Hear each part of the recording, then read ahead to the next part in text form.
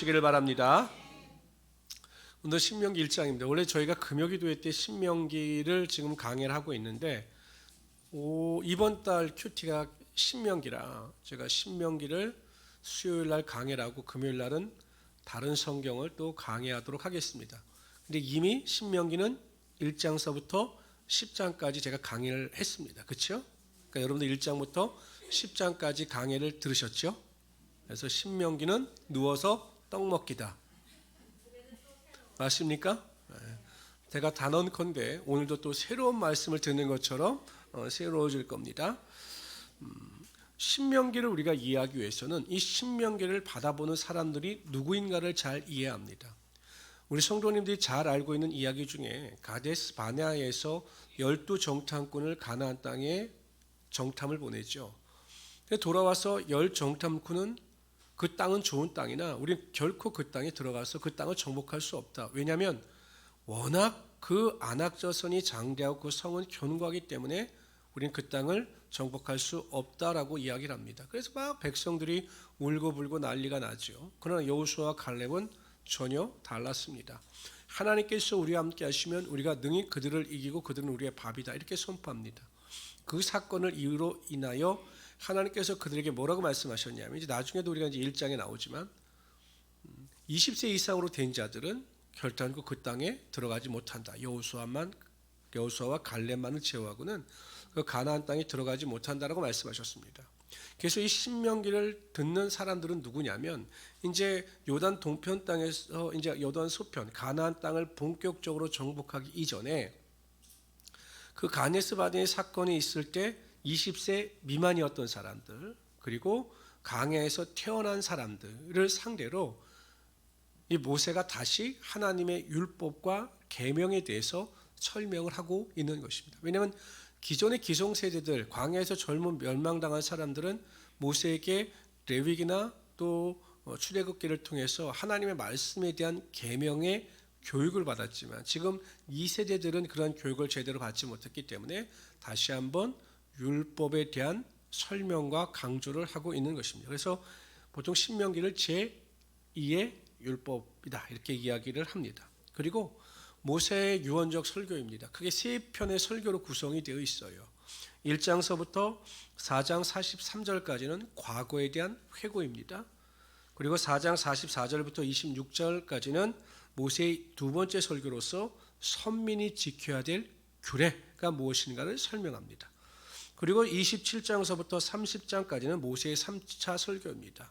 이것을 보통 모압 평지 언약이라고 하는데 모세가 너희가 미래에 그 가나안 땅에 들어가면 하나님의 말씀을 지키고 순종할 것에 대해서 강조하죠.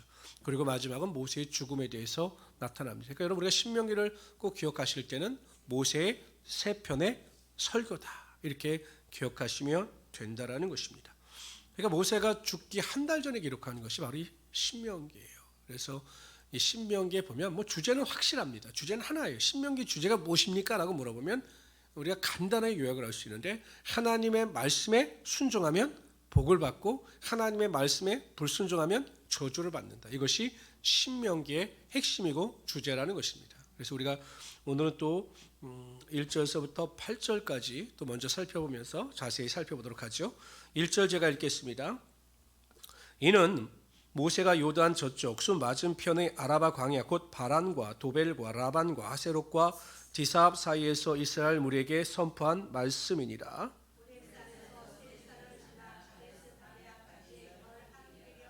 그러니까 호렙산에서 세일사까지는 10하루길이었는데 거기를 무려 40년 동안 방황했다라는 겁니다. 40째 해 11째 달 그날 첫째 날에 모세가 이스라엘 자손에게 여호와께서 그들을 위하여 자기에게 주신 명령을 다 일렀으나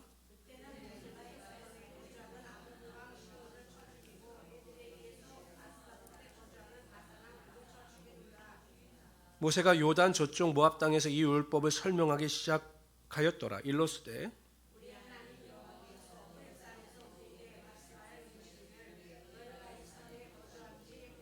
방향을 돌려 행진하여 아모리 족속의 산지로 가고 그 근방 곳곳으로 가고 아라바와 산지와 평지와 네겝과 해변과 가나안 족속의 땅과 레바논과 큰 강 유브라떼까지 가라.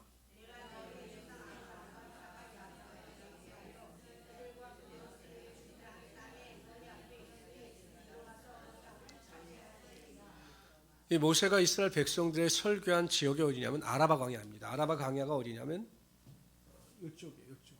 여기가 아라반 광야입니다.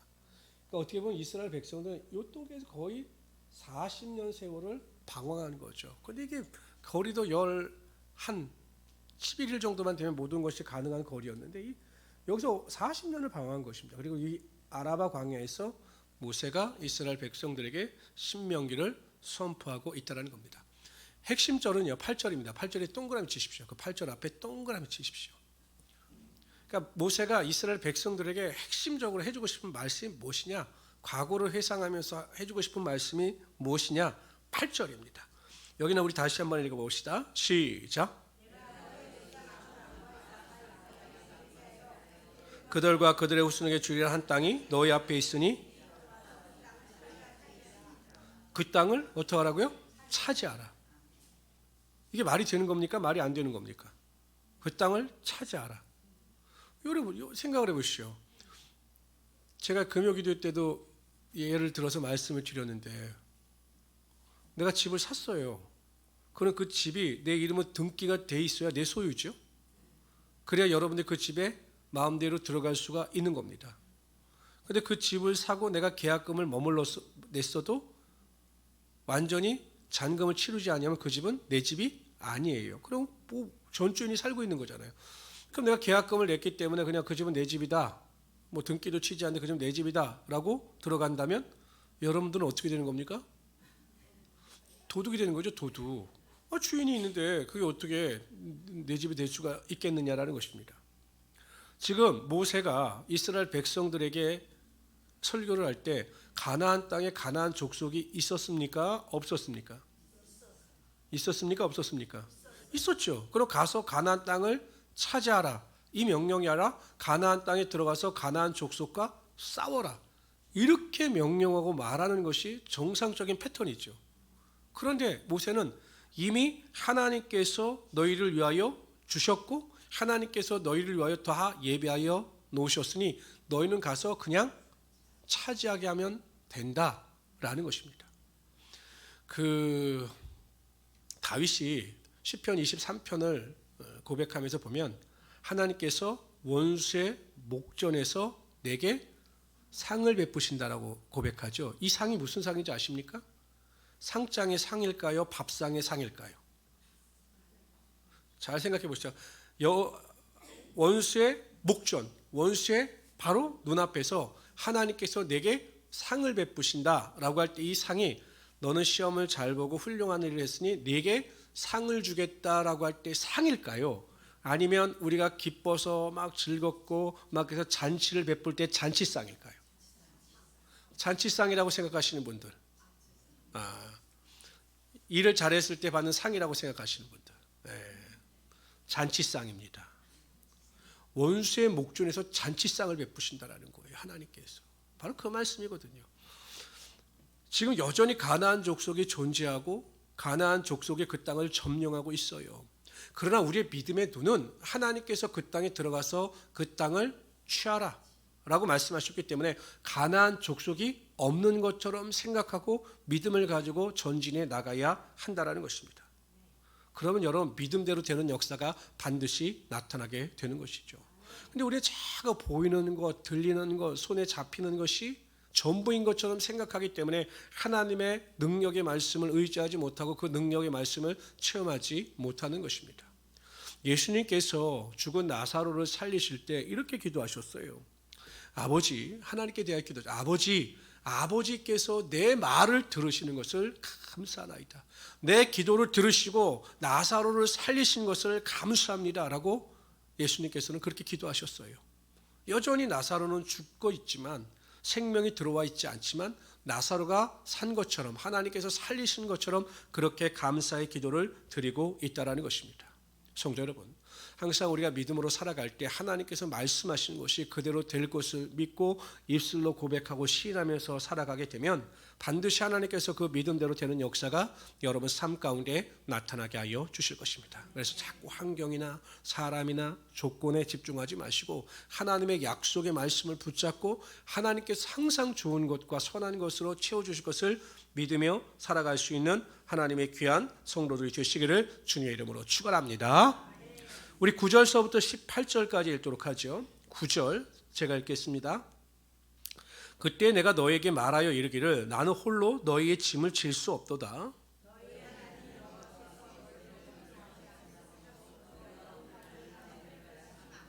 너희 조상의 하나님 여호와께서 너희를 현재보다 1000배나 많게 하시며 너에게 허락하신 것과 같이 너에게 복 주시기를 원하노라.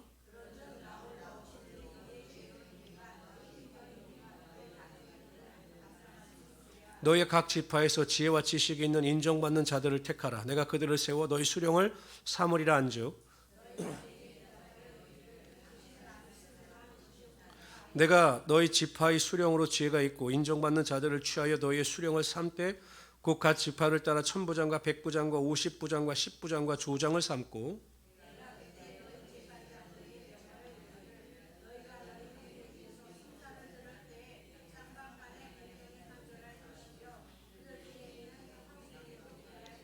재판은 하나님께 속한 것인즉 너희는 재판할 때 외모를 보지 말고 귀촌을 차별 없이 듣고 사람의 낯을 두려워하지 말 것이며 스스로 결단하기 어려운 일이 있거든 내게로 돌리라. 내가 들이라 하였고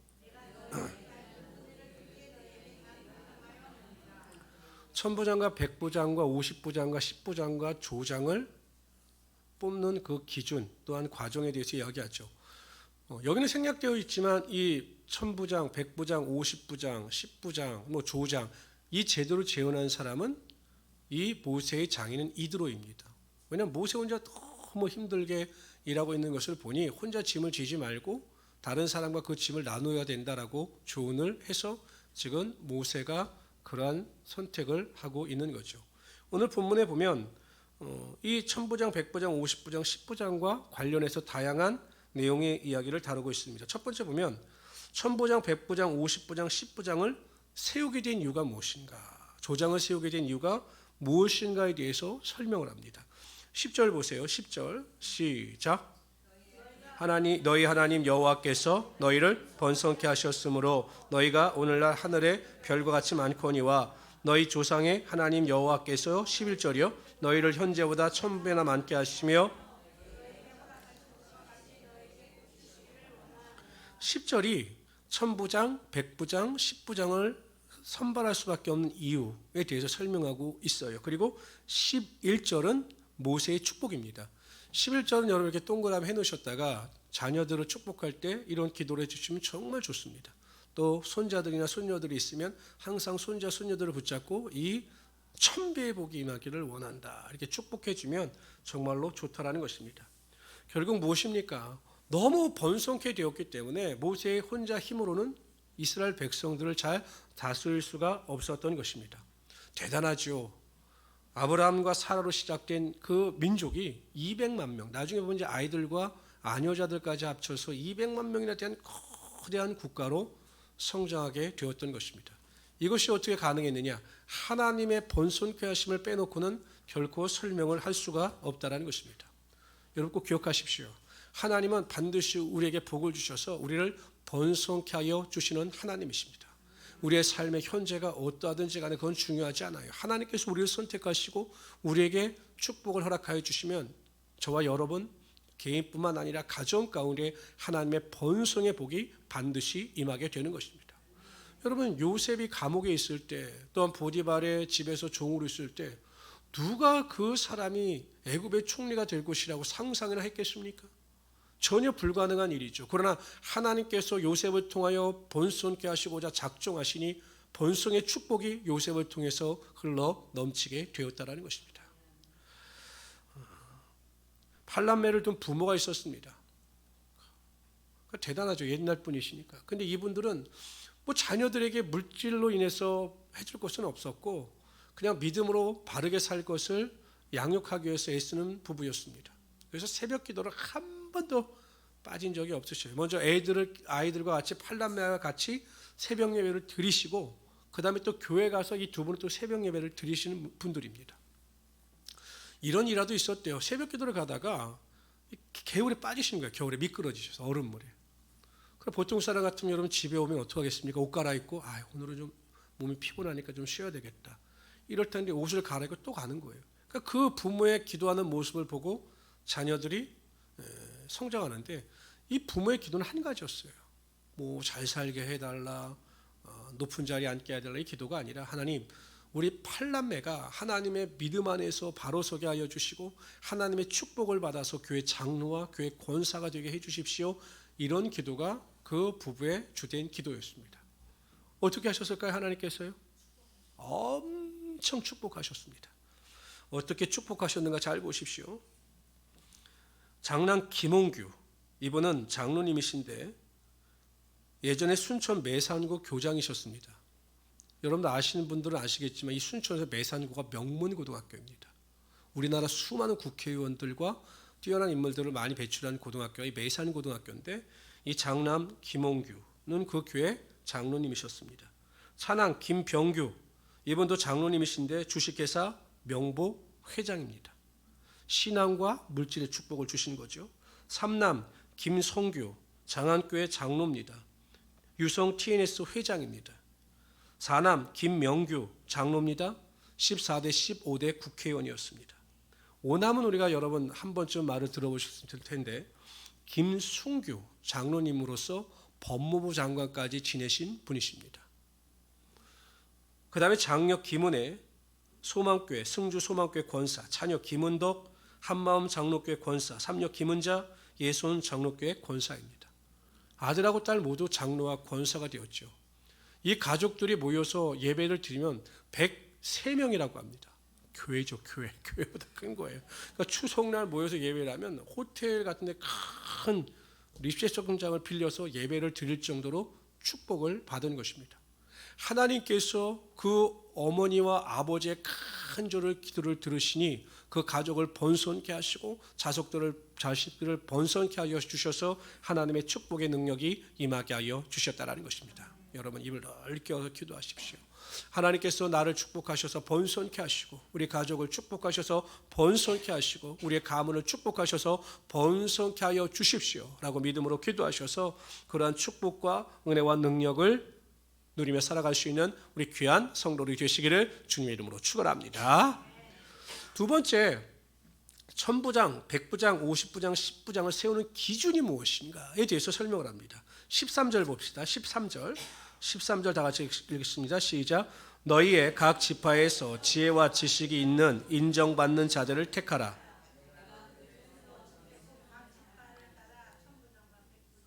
뭐 이렇게 제가 안 읽으니까 또 그 끝이 또 이렇게 소심해지십니까? 다시 합시다. 시작.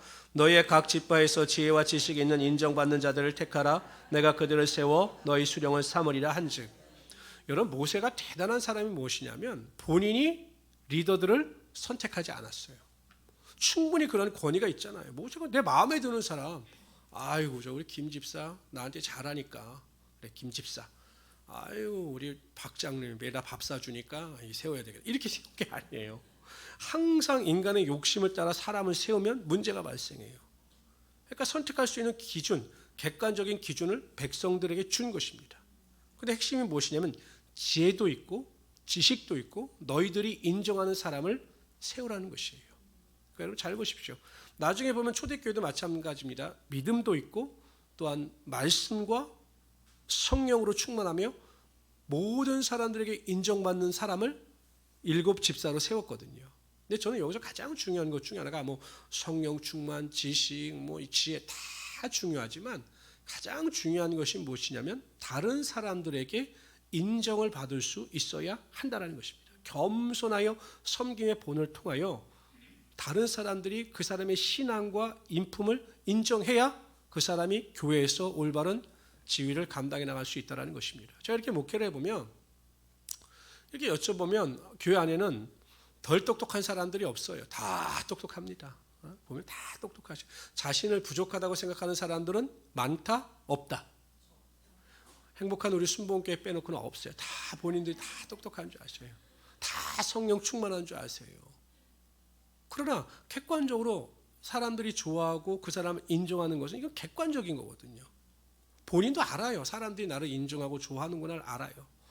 그렇기 때문에 중요한 건 인품이라는 겁니다. 저도 가장 중요한 게 인품이라고 봐요. 인품. 인품이 된 사람이 교회 지도자로 세워져야 그 인품을 통해서 성령의 능력이 임하게 되는 것이고 하나님의 축복이 임하게 되더라는 것입니다. 여러분, 신앙은 고집불통이 아니에요. 그냥 나 혼자만 할 수 있는 게 아닙니다. 항상 다른 사람들과 더불어 행하여 나갈 수 있는 것이 바로 신앙인 것이에요.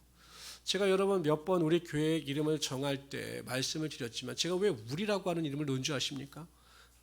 우리 교회 이름이 참 길어요. 행복한 우리 순복음교회. 간판을 할 때도 딴 데보다 돈이 엄청 들어요. 이름이 너무 길어요. 너무 행복한 우리 순복음교회.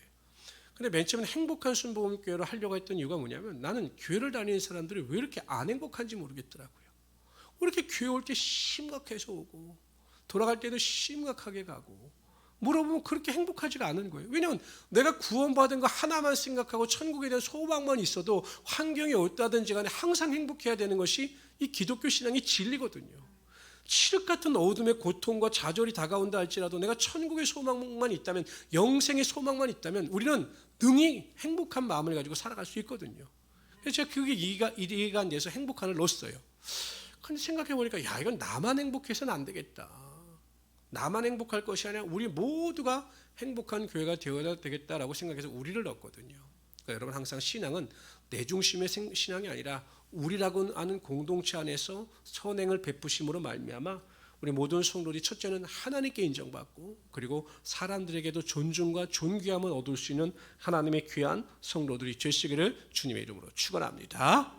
세 번째는요, 천부장, 백부장, 50부장들이 재판할 때 어떠한 기준을 가지고 재판해야 하는가에 대해서 말씀하고 있어요. 이건 우리에게 주는 교훈도 큽니다. 17절 봅시다. 시작. 재판은 하나님께 속한 것인즉 너희는 재판할 때 외모를 보지 말고 귀천을 차별 없이 듣고 사람의 낯을 두려워하지 말 것이며 스스로 결단하기 어려운 일이 있거든. 17절에 보면 외모를 보지 말고 귀천을 차별 없이 듣고 사람의 낯을 두려워하지 말라 이렇게 말씀하셨거든요. 사람을 외모로 취하지 말라라는 것입니다. 제가 전에 다니던 교회에서는 제가 가장 충격을 받았고 시험에 들었던 이유가 뭐냐면 성도들이 내는 11조로 사람을 판단하더라고요. 저는 그게 솔직히 충격이었어요. 치리하는 목사님이 그 치리하는 기준이 뭐냐면 옳고 그름이 아니에요. 옳고 그름이 아니라 다툼이 일어나면 11조를 많이 하는 사람들의 편에 서시더라고요. 저는 그게 도저히 용납이 되지 않았어요. 하나님께서 존귀하게 여기는 자를 물질의 가치로 판단하는 것 자체가 하나님 보시기에 아름답지 못했습니다. 그래서 제가 그 교회를 뛰쳐나왔던 겁니다. 왜냐하면 하나님은요, 그 사람이 가지고 있는 재물이나 소유, 그것을 가지고 사람을 판단하지 않아요. 그 영혼 자체를 존귀 여기시고 그 영혼의 가치를 높이 이끌어 주신다는 것이에요. 그런데 왜 자꾸 우리가 사람이 가지고 있는 소유나 사회적 배경, 그들이 가지고 있는 스펙을 가지고 사람을 판단하고 그렇게 살아가냐 하느냐라는 것입니다. 그러니까 이 50부장, 100부장, 1000부장에도 그걸 당부하는 거예요. 절대 사람을 의식하지 말고 사람을 두려워하지 말고 오직 하나님만을 두려워하여 하나님의 공의와 사랑과 선행으로 사람을 판단해야 한다라고 강조하고 있는 것입니다. 우리가 여러분 꼭 기억해야 될 말씀이 마태복음 10장 28절이에요. 다 같이 읽어봅시다. 시작. 몸은 죽여도 영혼은 능히 죽이지 못하는 자들을 두려워하지 말고 오직 몸과 영혼을 능히 지옥에. 누굴 두려워해야 합니까? 하나님을 두려워해야 하는 것이에요. 우리가 하나님 앞에서 하나님의 뜻대로 행하지 못할 때 하나님께서 우리에게 어떠한 징계를 내지, 이걸 두려워해야 된다는 거죠. 그리고 내가 하나님의 뜻대로 살지 못할 때 그 마음 가운데 슬픔과 아픔이 있어야 한다는 것입니다. 자꾸 사람들을 의식해서 사람의 말이나 사람의 이목을 의식해서 다른 사람을 판단하고 정죄할 것이 아니라 거룩하신 하나님, 한 영혼을 천하보다 귀하게 여기시는 하나님께서 그 영혼을 어떻게 생각하실까라를 생각하면서 여러분들에게 그 은혜가 임할 수 있도록 해 주시기를 주님의 이름으로 축원합니다. 가끔 성도님들은 저에게 여러 가지 상담을 합니다. 그러면 어떤 일은 그냥 칼로 무자르듯이 쫙쫙 해결해 주시기를 원하신 분들이 있어요.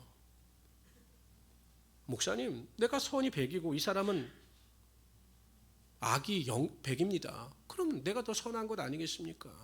그럼 목사님께서 생각하시기에 제 편을 들어주셔야 되는 것 아니겠습니까? 그리고 저 잘못하게 행동하는 사람을 징계해 주셔야 되는 것 아니겠습니까?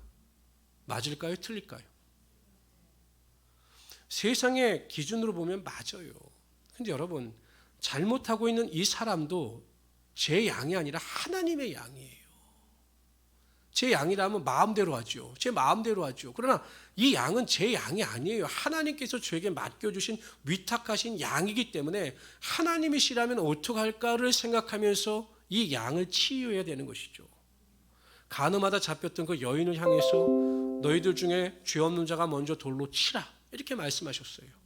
그래서 그들이 쭈뼛쭈뼛 다 도망가죠. 여인에게 묻습니다. 여인아, 너를 책망하던 자들이 다 어디 있느냐? 다 없어졌습니다. 나도 너를 책망하지 아니한다. 그러나 내가 부탁이니 다시는 돌아가서 죄를 짓지 말라. 이렇게 말씀하셨거든요.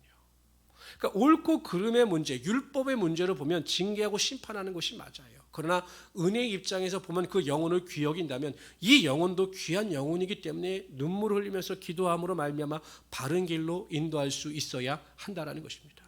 그게 목회자의 핵심이어야 돼요. 목회자는 율법자가 되어서는 안 돼요. 제가 보기엔 목사님들이 왜 자꾸 성도들 시험하게 들게 하냐면 율법으로 가르치려고 하고 율법으로 판단하기 때문에 그래요. 옳고 그름의 문제를 갖고 자꾸 판단해야 되기 때문에 그런 겁니다. 물론 교회를 대적하고 교회를 회파하는 것에 대해서는 단호해야 합니다. 저는 그건 단호합니다. 그런 분들에게 제가 교회를 떠나가라고 권면해요. 하지 마시라고.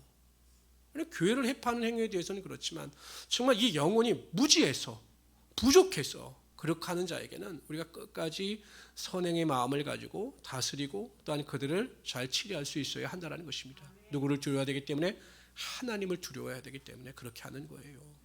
그래서 가끔 저를 보면 아이고 목사님 왜 저렇게 하실까? 저는 여러분들을 맡은 목자이기 때문에 그래요. 하나님의 양들이기 때문에 한 영혼을 천하보다 귀하게 여기시는 그 하나님의 마음이 있기 때문에 그렇게 하는 것이니까 여러분 자꾸 다른 사람을 정죄하고 판단하지 마시고 꼭 기억하세요.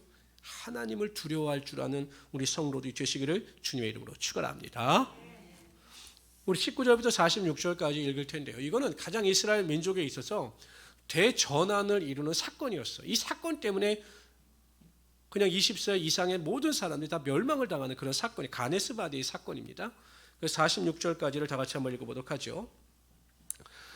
우리 하나님 여호와께서 우리에게 명령하신 대로 우리가 호렙산을 떠나 너희가 보았던 크고 두려운 광야를 지나 아모리 족속의 산지길로 가데스 바나에 이른 때에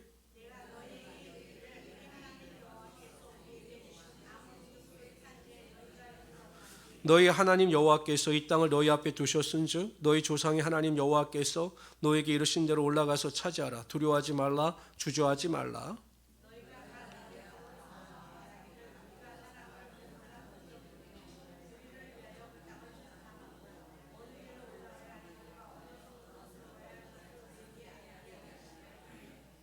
내가 그 말을 좋게 여겨 너희 중 각 지파에서 한 사람씩 12를 택하매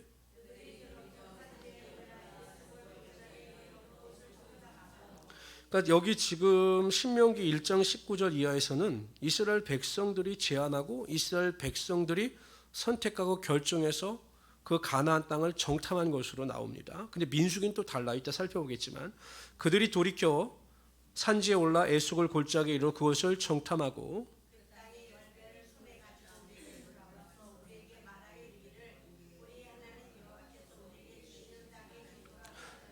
그러나 너희가 올라가기를 원하지 아니하고 너희 하나님 여호와의 명령을 거역하여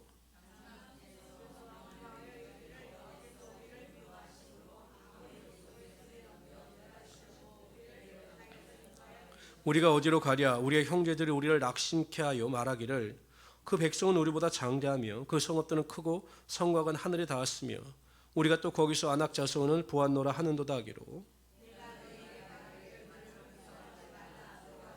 너희보다 먼저 가시는 너희 하나님 여호와께서 애굽에서 너희를 위하여 너희 목전에서 모든 일을 행하신 것 같이 이제도 너희를 위하여 싸우실 것이며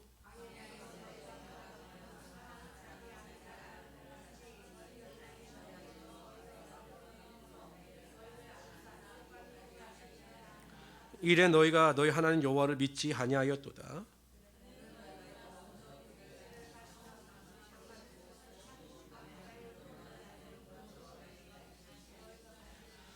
여호와께서 너희 말소리를 들으시고 노하사 맹세하여 이르시되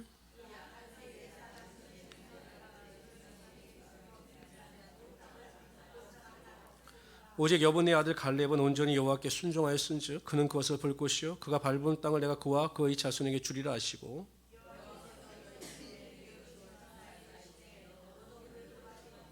네 앞에 서 있는 눈의 아들 여호수아는 그리로 들어갈 것이니 너는 그를 담대하게 하라. 그가 이스라엘에게 그 땅을 기업으로 차지하게 하리라.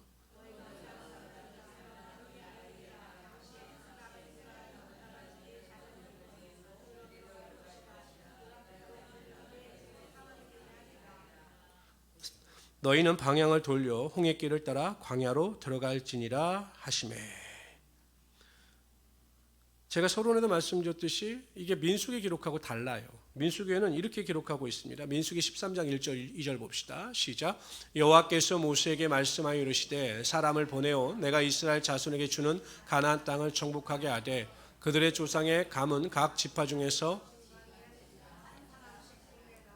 그러니까 어떻게 보면 이스라엘 백성들이 제안한 것은 맞아요. 그러니까 이 신명기의 순서가 맞습니다. 왜냐하면 하나님께서 그냥 가나안 땅을 들어가 취하라 이야기했는데 이스라엘 백성들은 두려운 거죠. 그래서 우리가 좀 정탐꾼을 보내서 정세를 파악하고 우리 나름대로 전략과 전술을 세우는 것이 좋지 않겠느냐. 모세가 듣기에도 맞아요.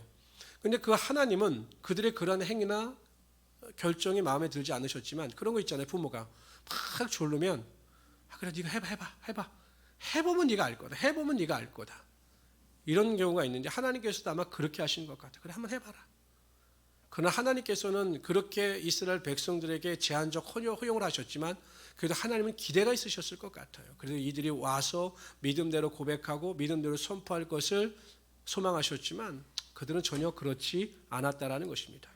결국 그들은 이 일로 말미암아 광야에서 전부 멸망을 당하게 되고 마는 것입니다.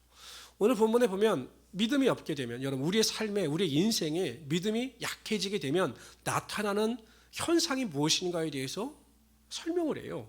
우리 26절, 27절, 28절 읽어봅시다. 보세요. 26절 읽읍시다. 시작.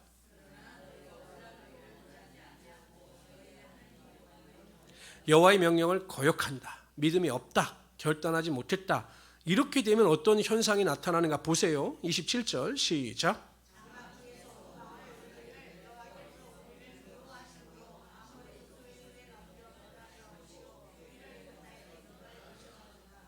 원망이 나옵니다. 그리고 하나님의 사랑을 의심합니다. 결과를 부정적으로 해석합니다. 아니 여러분 이게 말이 됩니까? 하나님이 어디 이스라엘 민족을 미워하신 적이 어디 있어요? 근데 성도들 중에서도요 고난이 중첩되어지고 그 하나님의 인도하심이 나타나지 않을 때 보면 그런 성도들이 꼭 있어요. 아이고 하나님이 나를 사랑하시지 않는 것 같아요.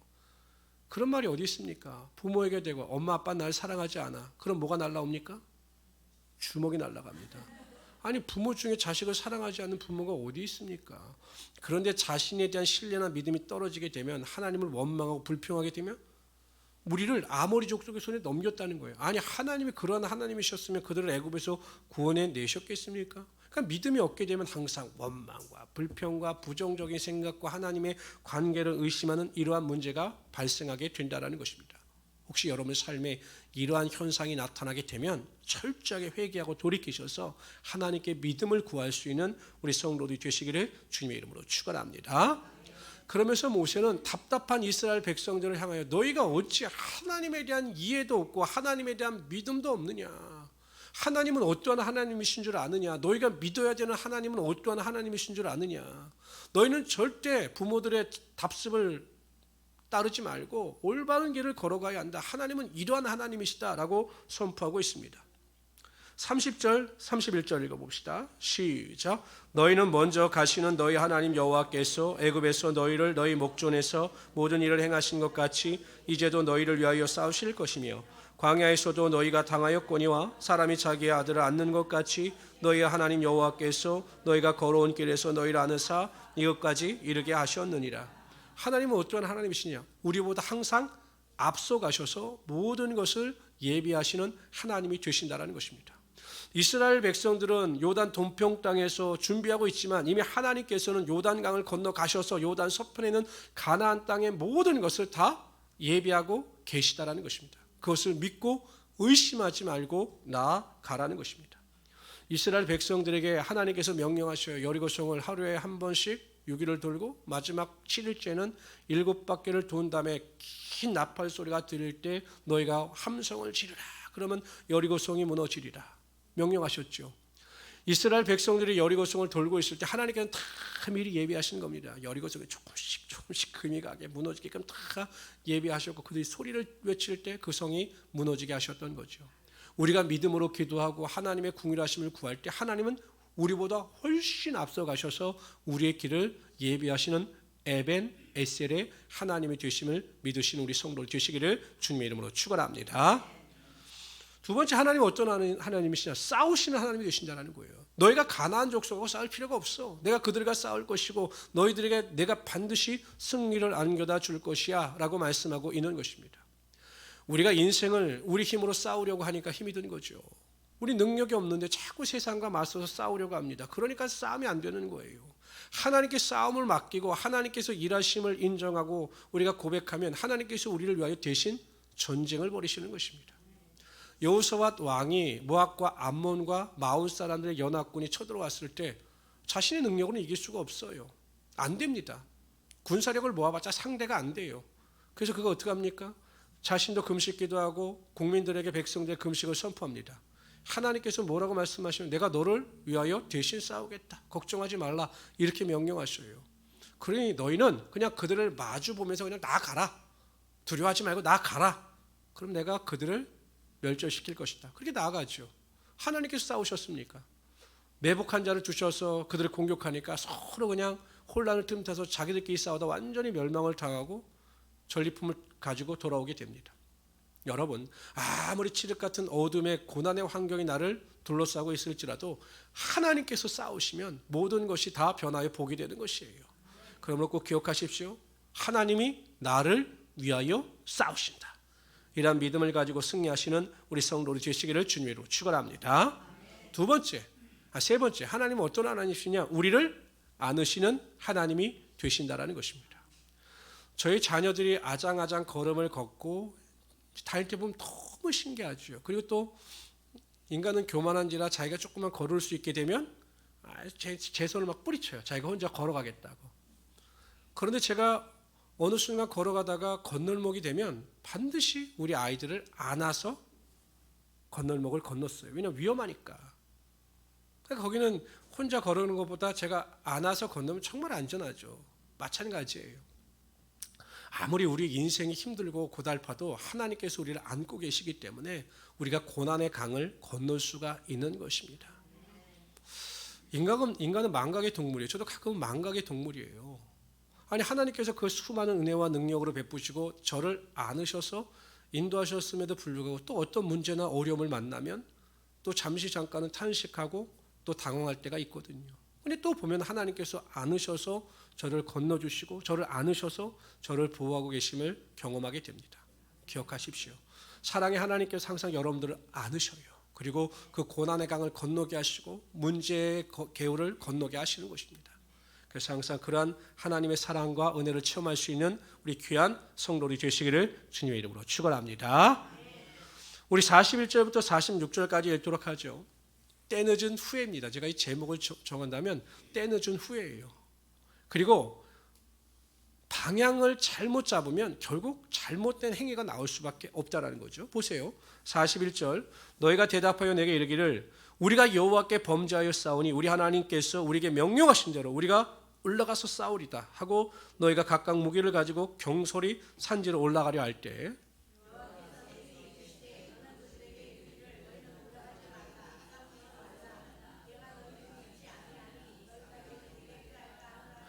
하나님은 그들에게 함께 하시지 않았어요. 왜냐하면 하나님의 뜻이 아니기 때문에, 올라가서 싸우는 것이 하나님의 뜻이 아니었기 때문에 그들과 함께 하시지 않으셨고 가지 말라 이렇게 명령하셨습니다.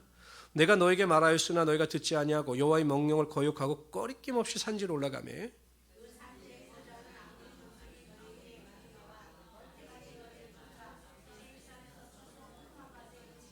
너희가 돌아와 여호와 앞에서 통곡하나 여호와께서 너희 소리를 듣지 아니하시며 너에게 귀를 기울이지 아니하셨으므로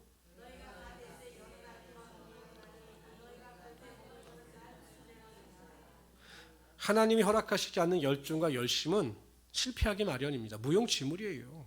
아무리 내가 열심과 열정이 있어서 내가 생각하기엔 그 일이 최선이라 할지라도 하나님이 보시기에 그 일이 최선이 아니면 하나님은 함께 하시지 아니하시고 그 일을 통해서 하나님의 능력이 나타나게 하여 주시지 않아요.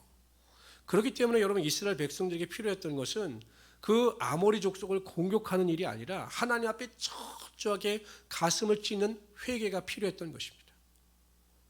내가 산지에 올라가서 하나님께서 그렇게 명령하셔서 한번 해보자, 이게 아니라 정말 하나님의 말씀에 순종하지 못했던 자신들의 죄를 회개하고 돌이키는 것이 하나님의 뜻이었어요. 만약 그렇게 했더라면 하나님께서 어떻게 결론을 내리셨을지는 모르는 것이었던 거죠. 성도 여러분, 항상 우리가 하나님의 뜻을 묻고 하나님의 인도하심을 구하는 삶을 살아가야 합니다. 하나님의 세밀한 음성을 들을 수 있어야 돼요. 하나님은 마음을 통해서, 말씀을 통해서, 감동을 통해서 하나님의 뜻을 알려주셔요. 어떤 경우에는 깊이 기도하게 되면 하나님께서 그 마음의 뜻을 알려주셔서 그렇게 행동하게 해주셔요.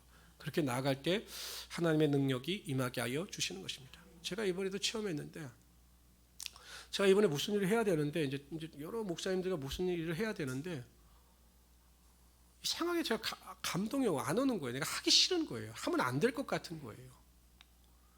그래서 제가 하지 말자.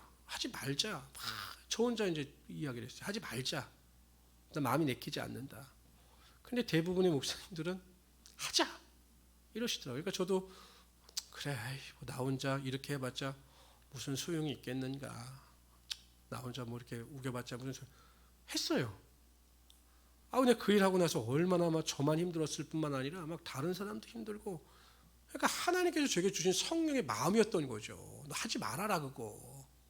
그럼 그 목사님들에게도 제가 이번에 경험했어요. 하나님이 감동을 주시면 이제 앞으로 내가 절대 인간의 말을 듣지 아니하고 끝까지 내가 우겨서 나 혼자라도 하지 말아야 되겠다.